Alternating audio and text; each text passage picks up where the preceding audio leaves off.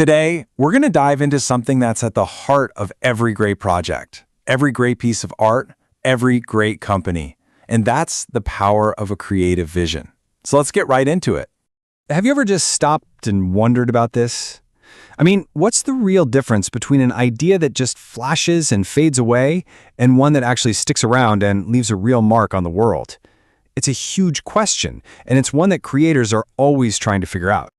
Well, the answer is actually pretty simple, but it's also incredibly powerful. It isn't just about having a great idea. It's about having a clear, compelling vision. That vision is the bedrock, the foundation for absolutely everything else you're going to build. Okay, so let's build on that foundation. What do we actually mean when we say creative vision? It's a term that gets thrown around a lot, so let's break down what it is and what it isn't. Here's the best way to think about it. Your vision is the blueprint for whatever it is you're trying to create. And more than that, it's your North Star. It's that one bright, constant point you can look to when you're lost in the weeds, when you're facing those tough moments of doubt and struggle. It really defines the why behind the what. And this quote just hits the nail on the head. A vision isn't just for the sunny days, when everything's going perfectly. No, wait. Its real strength, its real purpose, is for when you hit those roadblocks. Because you will. And when things get hard, your vision is the fuel that keeps you pushing forward. It's your reason for not giving up. So we've got the what down, but what about the how? How do you actually take this big, powerful vision and turn it into something real? That's where the framework comes in. And here's something you absolutely have to understand. The beginning of any project is the whole ball game. This is where you lay the groundwork. If you rush through this part, if you don't really solidify that vision from the get-go, well, it's kind of like trying to build a skyscraper on sand. All that hard work you do at the start is what's going to save you later on.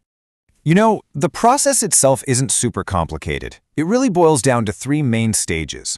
First, you've got to establish that core vision, that unshakable why.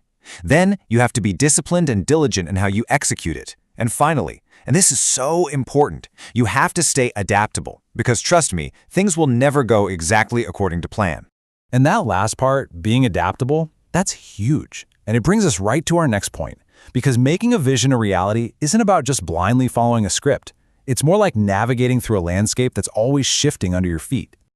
A great way to picture this is to stop thinking of your vision as a rigid map and start thinking of it as a compass.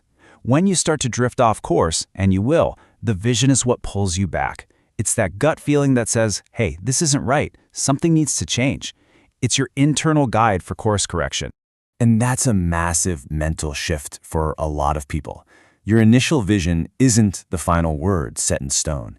It's the launch pad. It's what gives you your initial direction and all that momentum. But you have to be ready and willing to adjust your path when you run into the unexpected. So let's break that down, because this is probably the most important distinction we're going to talk about. Your core vision, the why you're doing this, that's your anchor. It should not change. But the execution, the how you're going to do it, that needs to be flexible. Think of it like a ship. The destination is set, but the route you take might have to change depending on the weather. All right, let's bring it all home. Why does getting this balance right actually matter so much in the long run? What's the big payoff?